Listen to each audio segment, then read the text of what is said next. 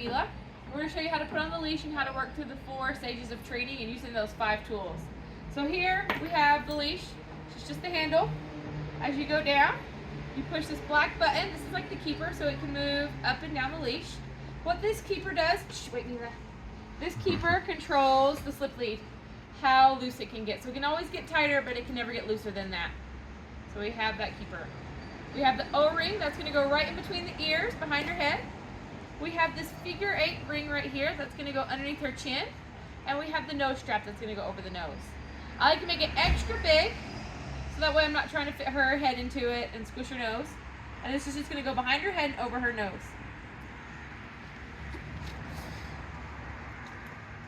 She's extra fluffy, so it's a little hard to see. But you can see the O-ring is crooked. It's way over here. I need it to be in the middle. So in order to get to the middle, I'm going to pull it this way, and I'm going to pull the noseband the opposite direction. So just make it kind of big. Pull both of them. There we go. And because she's so fluffy, you might have to adjust it a couple times during the walk because her hair is going to settle around this leash. So I'm just going to snug it down to when I lift up the weight of an apple, it gives me about 1 inch, 1 knuckle. And again, I probably have to readjust that as we're going on the walk once it settles through all the fluff here. Now we're ready to go. I talked about how I like to wear this as a slip lead around my wrist. So I just put the handle, put the black piece through the handle, grab it like so. So then I can hold this with really light fingers here. The keeper. Taking pictures. Oh, and don't forget, like I just did because I was asking Eliza a question, find her collar and you're just going to attach the keeper to the collar so that way if they ever get it off the nose piece, off the head piece, we still have the collar attached. We're taking them both out, so you totally take one of her now, and we'll have to get Robbie in a minute. We're sending pictures to Mila right now. So I'll actually take one of Robbie and I'll just text it over for you. Thank you.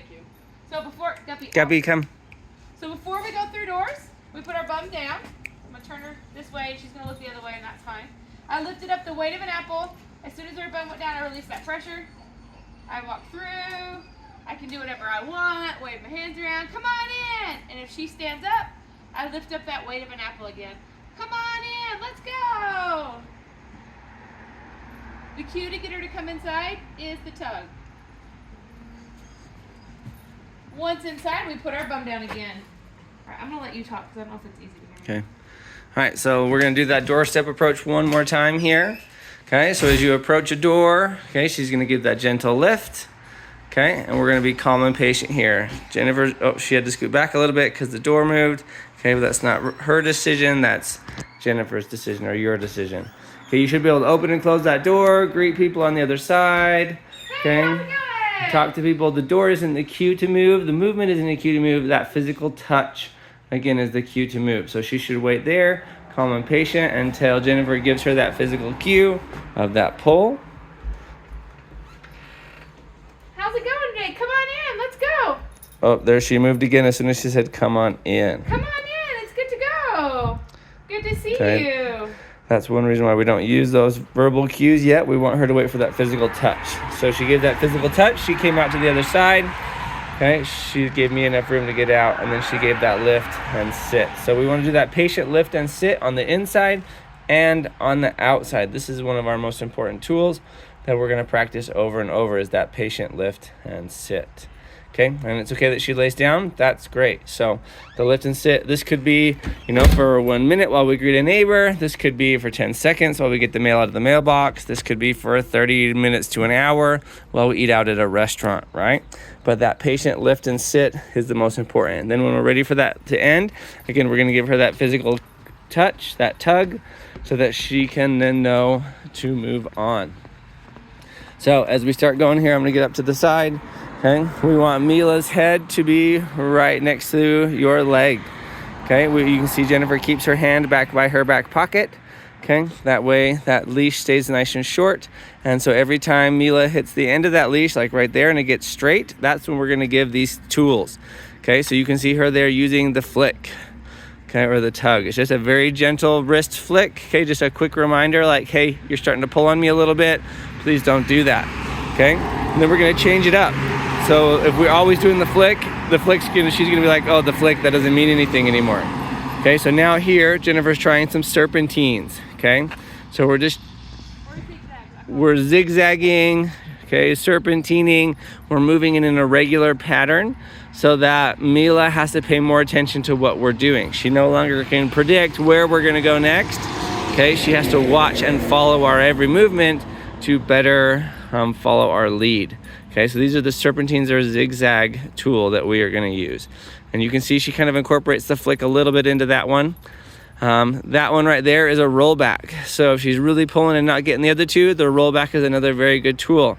Okay, we'll see if we can get another shot of that one. Okay, as soon as she hits that leash, to do the rollback, you're gonna hold tight on that leash. And then you're gonna take 3 or 4 steps back. You can see after those different tools we use, Mila's like, oh, I'm paying attention now. Okay, so we gotta wait till she makes a mistake, and which is great. She's not making any, which is awesome. But to do that rollback, you're gonna grab tight on the leash, okay? And then you're gonna take 3 or 4 steps back, and then continue to walk forward in normal fashion. There, tight on the leash, 3 or 4 steps back, and then moving forward again. And you can see Mila's pace changed. You can see Mila paying attention better. Okay, so that is another great tool, or one of the tools that we're gonna use as we go through here. And the last tool, okay, if they're really pulling ahead and they're kind of predicting where you're going, and okay, or there's something up ahead that catches their attention, we're just gonna do a full direction change, a full turnaround. Okay, and then that usually gets them to settle and calm. And when they do settle and calm down, then we can go back in the direction that we all want to go. Okay, but we only get to go in the direction that we want, or that she wants, when we are calm, cool, and collected, right? So, direction change there again.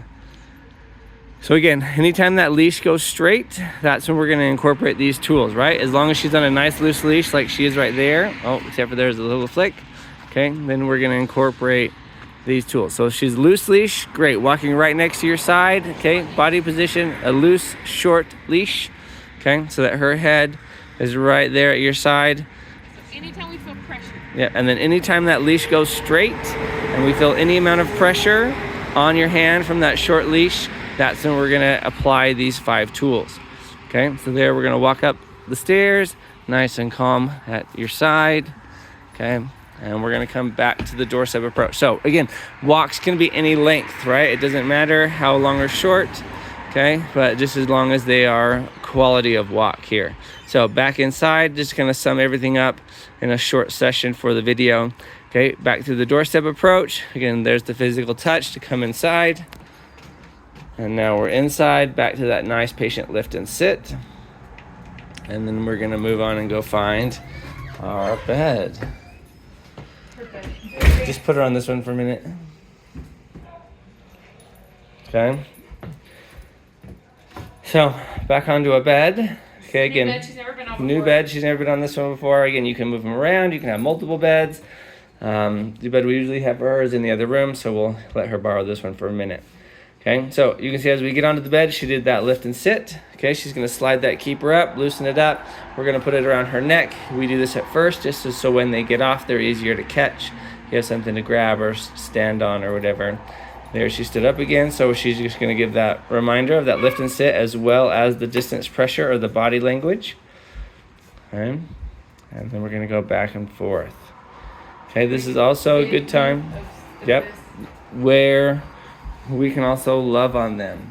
Okay, but because she stood right up and didn't stay in that seated position, Jennifer went to some half circles here, just kind of a perimeter around. And we do that perimeter, that walk back and forth, to kind of help set that boundary of staying on the bed. Okay, here's the distance pressure. Again, she's just trying to stay in front of Mila's face the best she can. You can see she kind of puts her hands out like blinders. Okay, so that Mila can't avoid her and looking in the opposite direction. There, as soon as that sit comes, then we're gonna go back to some of those walk around circles here.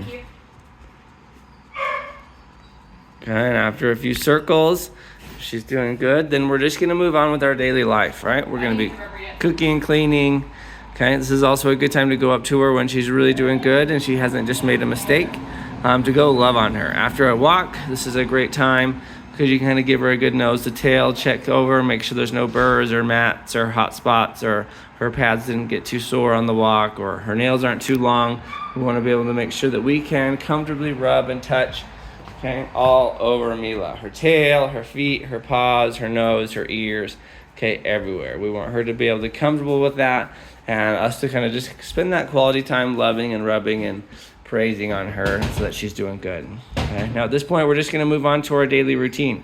We are just going to have life happening, making breakfast, working, whatever the case might be. We're going to feed her on the bed. We want to try to make this bed experience as happy and fun as possible. So we're just going to do all that we can for that. So we feed her on the bed. If she wanted to, she could stand up at this point and just eat while standing up. Again, if she is finished eating or she stops eating for whatever reason and she stands up and she kind of moves around at that point, we will correct her and have her put her bum back down. But as long as she's actively eating, we will allow her to continue to do that while standing if she wants to do that. Okay. Other than that, we're just going to be doing our regular life, right? We're cooking, we're cleaning, we're working here in the space. We don't want to be in a different room. We want to be able to have eye shot and be able to see her so that if and when she gets off, we are able to correct that quickly. Okay, that way we are there and we are attentive to her. Okay, if we need to step in and out of the room, if we trust her for that 10 seconds or 20 seconds or whatever, however long that might be in her progression of training, we can do that as long as we can come back quickly and check on her as if she's making a mistake. And they need to make those mistakes. That's how they learn, right? They need to make mistakes and be corrected. So she's doing good here. We're just going about our regular life.